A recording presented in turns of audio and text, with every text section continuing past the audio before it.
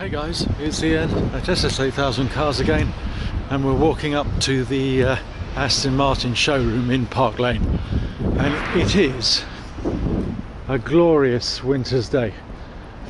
Going to test drive the Superleggera, the DBS Superleggera, which was introduced very recently.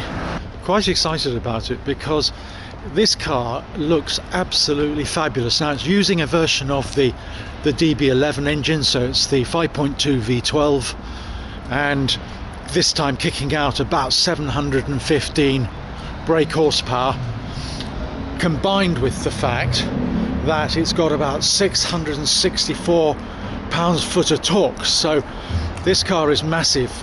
Only real competitor out there is the Ferrari 812 Superfast car, producing more brake horsepower but probably less torque.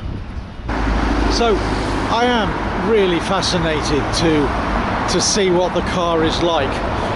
The torque in it is apparently immense, giving it faster 50 to 100 mile an hour sprints through the gears than the 812, although ultimately the 812 is probably the faster car. But I also think that the DBS is in a slightly different marketplace.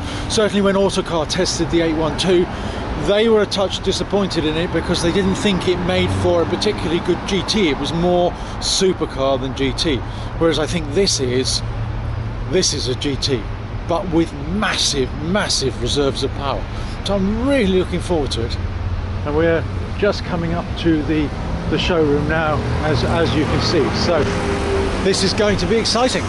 So we're in the showroom with Tom, and they have the DBS here, not the one that we're going to test drive, but the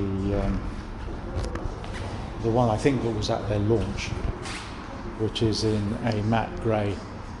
You know, I had reservations of it at Goodwood, but because it took up all the space that Aston Martin had taken at the show. But this is beautiful. I mean, it's quite difficult to get close to it here. Oops. But it really is, it's nice.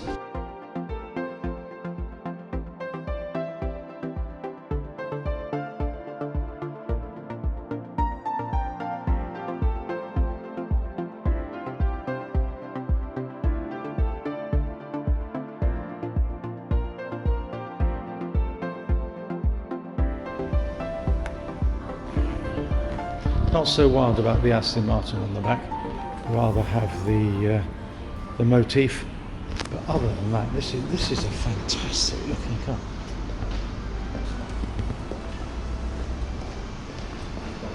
I was just unlocked it for you. I was just saying that the only thing I change on it, and that might not be possible, but the only thing I change on it is I take that off, because I just don't.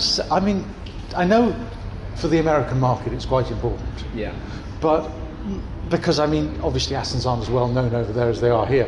But for me, if nobody understands what the motif says, then really they don't deserve the car. That's why. What does actually look really good, we have done on a couple of cars, is you can do, rather than having the front wings and lettering in that silver chrome finish, right, you can have it in machined carbon fibre. Oh, okay. So that looks a lot more subtle. Yes, okay. But alternatively, if you did go for that, the iconic badge on the front in that silver finish, you could later. I mean, the factory wouldn't do it. The factory won't do it. No, I appreciate that. Yeah, you could remove it. But I actually have grown on it a lot since I first seen it. I'll you can see what reserve. I'll reserve judgment. After I drive, you can. The carbon fibre are here, and at the front, is that standard? Also, you get in terms of the standard features on this model. So yes, the front splitter, rear spoiler, and rear diffuser all in carbon fibre, standard on the DBS. Right. They do now, if you look online in terms of the options, and you can now have something called a tinted gloss. It's a tinted gloss black carbon fibre. Right, okay. Which is borderline gloss. It's basically gloss black with a very slight carbon weave, which is now a Q feature that you can go for. The roof on this one, in terms of what they've done here, because that's all carbon fibre. So, yeah, this is actually an option. Right. Standard would be having this all body colour roof strake, body colour roof panel. So you can even now, as an option, have it in carbon fibre, like this one's done here, the two sections, or gloss black. Yeah, show that. Yeah. And then also mirror caps, another piece with the standard body colour, right? Or gloss black. black. Is this a carbon pack that's on this particular car? No, they don't actually do a carbon pack, but what they've done, and we have done with cars coming through, you can select which part you want in carbon fibre. So you don't have to have everything in carbon. Yes. So we've got a car that will be coming through in a magnetic silver, but what we've done is a carbon roof panel, but body colour roof straight, which actually works quite nicely, and it's a bit quite clean look to it, and carbon mirror caps. So you can change it, you can have whatever you want really. Carbon there as well. You can have carbon, that's not carbon, but so you can have. So this is the carbon, but you can have as an option. So standard would be gloss black here, but it does look, after seeing the car that came through recently, having that in carbon fibre looks absolutely beautiful. It does look very delicate and nice. The final piece of carbon that you can have, the bonnet mesh is here. So standard you get a black mesh. If you did opt for carbon fibre, you would get, it almost looks like it has like a bit of a nostril effect, a very aggressive look. You've got these 3 carbon slats. That's another. Although that is quite nice. I think that's very tidy. You know, I think that's very tidy. And these are the standard. I mean, it's obviously got carbon discs. So carbon discs is standard on the DBS. Yes. These are the lightweight wheels. These ones here. So these are the upgraded option. So if you were going for, they do 2 different actual shapes of alloy. These are the lightweight option, but they do also a forged Y spoke wheel, which will be on our demonstrator. You'll see in a second, which is gloss black diamond turned. This is probably the sportier look. If you wanted something that was a bit, probably maybe a little bit more as aggressive looking, then you'd go for the Y spoke, which is on the car. You'll see shortly. And then I've unlocked the car now for you as well. So okay, I'll have a side. But I was just saying, so this is the Alcantara interior. So if you weren't going for leather, this is how it will come. Okay, so you've got this is the sides are leather presumably, and then the centres are centering in Alcantara. If you have a look at the roof as well, you've got the Alcantara and leather. Yep. They only do, so the Alcantara is just black if you go for Alcantara. The only way to have the different colour would be going full leather on the inside.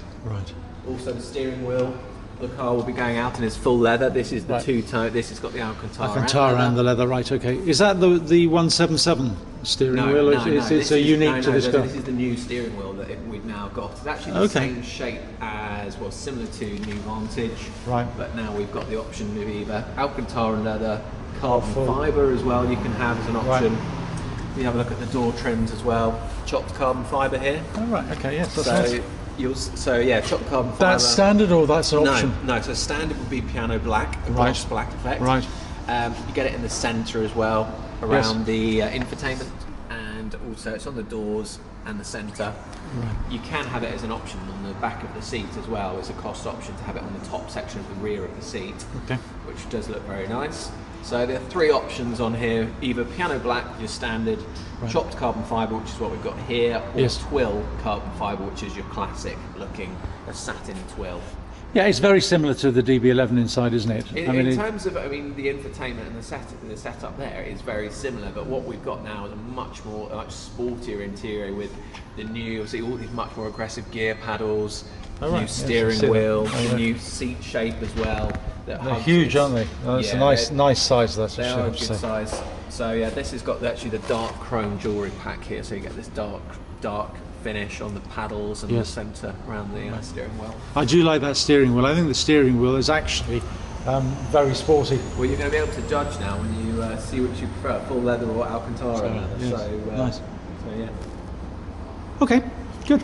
Thank you. That's all right. I'll leave that unlocked for you. Okay. Back in 1 second. I'll have a sit in then, if that's okay. Thank you, Tom. So we're in the DBS, and it's not dissimilar to the DB11 that we tested about a year or so ago. Now, if you remember, we really liked the DB11. I thought that the shape was absolutely sensational. One of the prettiest, if not the prettiest, GT shape out there. Our only concerns were with the earlier versions. I always felt that the suspension wasn't quite tied down enough for really spirited driving round the country lanes, but with the launch of the DB11 V8, this was really sorted, and I drove a V8, didn't get it to test unfortunately, and the V8 definitely suspension wise was sorted.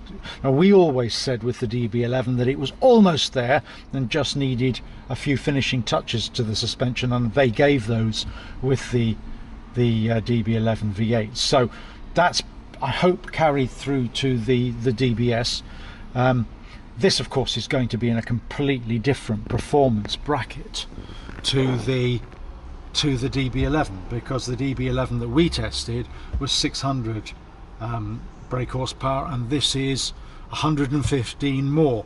So although the curb weight of this is going to be about 18 kgs, 1800 kgs, which is not insignificant, giving it a power to weight ratio of probably 395 brake horsepower per ton, it's still going to be massively quick. And I would have thought that on long distances there's probably no more exciting car to be given to accomplish any exciting trip that you might have. I think trip from here to the south of France would be incredible. Again, the rear seats, as you can see, are for kids only. It's got the Bang & Olufsen system, this one. It's really nice. I really like it.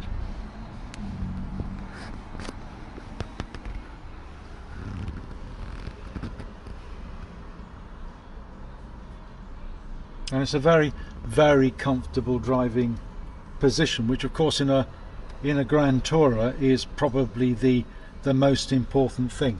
I'm not sure about the chopped carbon fibre here. I mean, it's nice, and it lends a bit of exclusivity to the inside, but I don't know whether you can have normal carbon fibre here. I think the normal carbon fibre weave that we've got in the GT3 and the McLaren 675, I don't know whether that's available or not. I'm not sure whether I would go with this or perhaps just stick with the piano black. Do like the way the doors come up. It's so sensible, because with the height of curbs, especially in London, you can end up with easily catching them, but in these you'd never catch them. It's such a unique design feature that really nobody else has copied, which surprises me. But I think it's one of the most sensible things that you can do on a car, especially of this sort of value.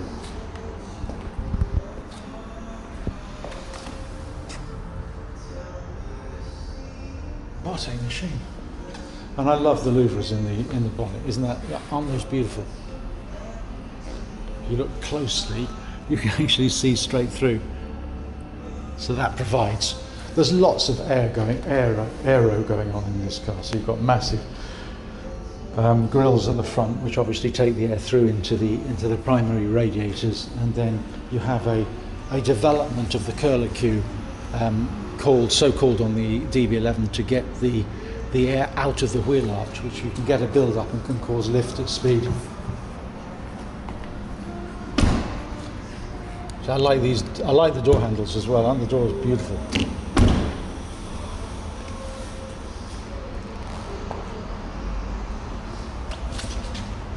There's a very aggressive rear diffuser. And you have the permanent lip on this. The DB11 had an electronic lifting spoiler at the back, whereas this is obviously permanent and in carbon fibre, which I think is rather smart.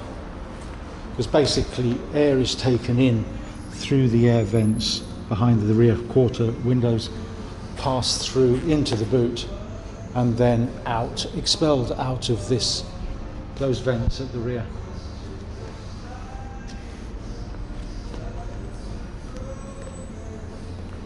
Such an aggressive looking machine. I'm looking forward to seeing it. I'm not sure that the matte paint finish on this particular car is quite as effective as it is on our GT3. The Mercedes style windscreen wipers that come out make the most effective use of clearing the screen.